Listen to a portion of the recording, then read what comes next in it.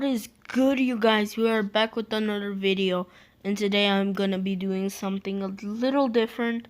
It's gonna be two players that have played for an organization for a while, and the organization just treated them really wrong and traded them away for some other player. Now these two are players that played their heart out for this team and they got backstabbed. Usually it's the player that backstabs, but a lot of the time it's just the organization does something wrong to them and trade them away. So these are those players. Let's get to it. At number 2, Isaiah Thomas. Now, as you guys know, Isaiah Thomas was a great player for Celtics. He played his heart out. When his sister died, he still played because it was the playoffs. And this man was absolutely carrying this team. Now, you guys know I'm a Celtics fan, and I was always watching the Celtics and being so happy for Isaiah Thomas.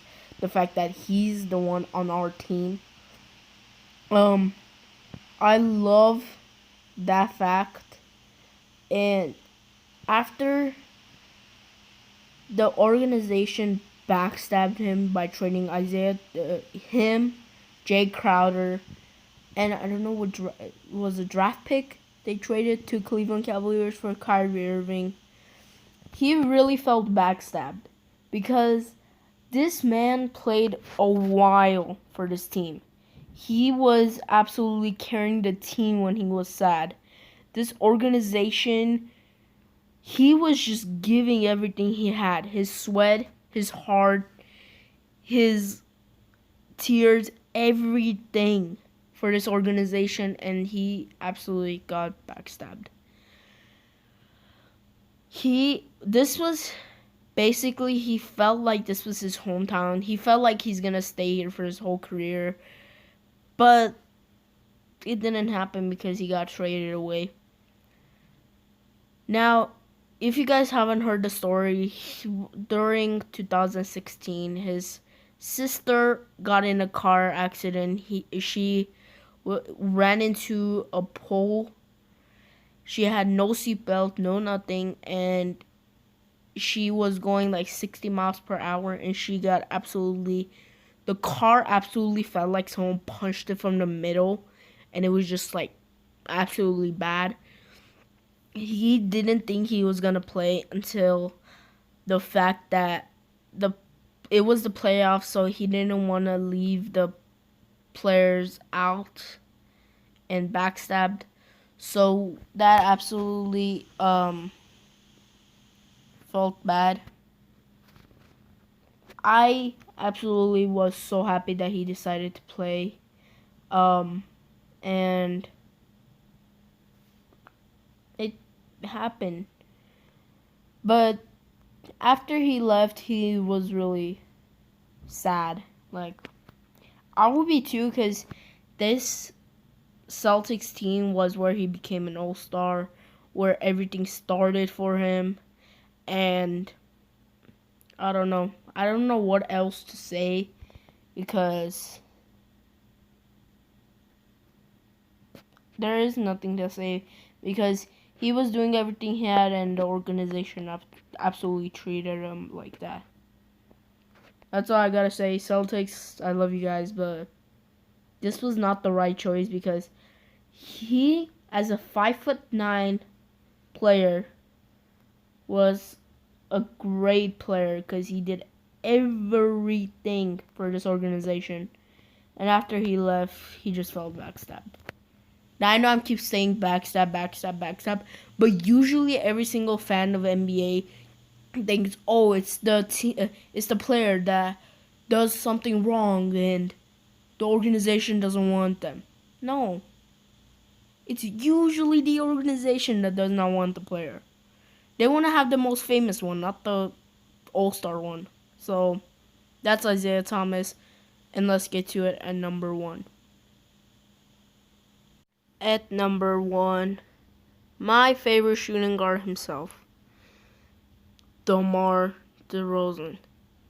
Now, if you guys didn't know, DeMar DeRozan was traded to the Spurs for Kawhi Leonard. Now, if you guys haven't heard the backstory, basically DeMar DeRozan, after he got traded, he called up Kyle Lowry, and it was 2 in the morning, I think 2:30, and he said that Kyle Lowry, I got traded. Now, Kyle Lowry did feel a lot of pain because Kyle Lowry and DeMar DeRozan are really close friends. But this is another situation where it's not the player that backstabs the organization. It's the organization that backstabs the player. DeMar DeRozan was drafted and stayed loyal to that team forever. He was even kept saying that I'm going to win a championship in Toronto. I'm not going to win it in any other organization. Now, after this trade, he never felt the same way.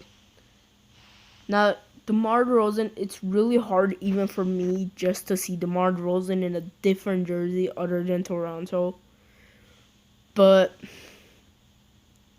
man, this is the worst things that could happen in the NBA, where the player stays loyal. Imagine a player like Anthony Davis, Devin Booker get traded. That's the same way DeMar DeRozan was. Except the difference is that Anthony Davis and Devin Booker don't have a second All-Star on their team. No offense, but they don't. Now, if you guys haven't done so already, please go down there and like the video. Subscribe if you are new. Turn on those notifications so you don't miss a video. But I want you guys to understand the fact that it's not always the player that is backstabber. In Kevin Durant's situation, yeah. In LeBron's situation, yeah. No, not this recent one. The one where LeBron went to Miami. That one. It's not always the player that backstabs the organization. Some of the time it's actually the organization that backstabs the player. Just by a simple trade, you could break a player. Like Isaiah Thomas, he hasn't played the same way since he did in Celtics. He doesn't put up like 30 a night anymore. He's injured in a bench that no one wants to sign him. Now I'm a little stressed because I watched a video of it, but yeah. But I want you guys to know the fact that organizations sometimes just for the money, just for the sakes of the organization to be better, they trade away their star player, which just ruins the player's career.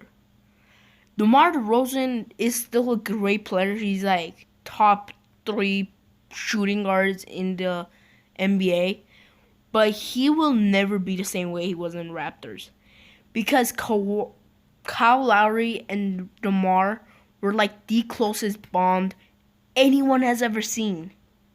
Anyone. So that is really stressful. The reason it's so stressful is that some players, they don't take the basketball, the NBA, as a job. They take it from their heart.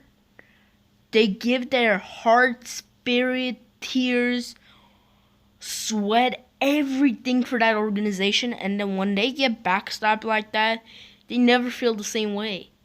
Now, in this video, I'm also going to do a different thing for the NBA sakes. I'm going to tell you guys the finals thing I'm going to think, like my prediction. As in for MVP, I think it's gonna be either LeBron, Giannis, maybe Kemba Walker if he keeps going like this. Kevin Durant, and maybe even Kyrie. Now, as in of Rookie of the Year, I think it's gonna be Luka Doncic. The reason for that is because you just see how Luka Doncic is doing this season, and imagine how much he's gonna improve this season. So I'm gonna give him that. Most improved, I am gonna go with Devin Booker. This man has just went on fire. Devin Booker or Kemba Walker, the way he started, he definitely deserves the most improved spot. And next is gonna be defensive. I'm actually gonna go for Andre Drummond. Andre Drummond is actually a lot more active center these days. I mean, of course, it kills me to say this, but the way they beat the Celtics the other day, I feel like he could do anything. Blake and Drummond are like the best front court anyone's ever seen. So I think I'm gonna give them that spot. What's there left? There any more spots left? No, I don't think so. Hope you guys enjoyed the video. I know it was a little weird to talk about something like this, but I was watching some videos and I actually saw that. I was seeing like you guys know that channel, Nothing But Amazing. You guys go check it out because I'm always watching them. So yeah, that's it.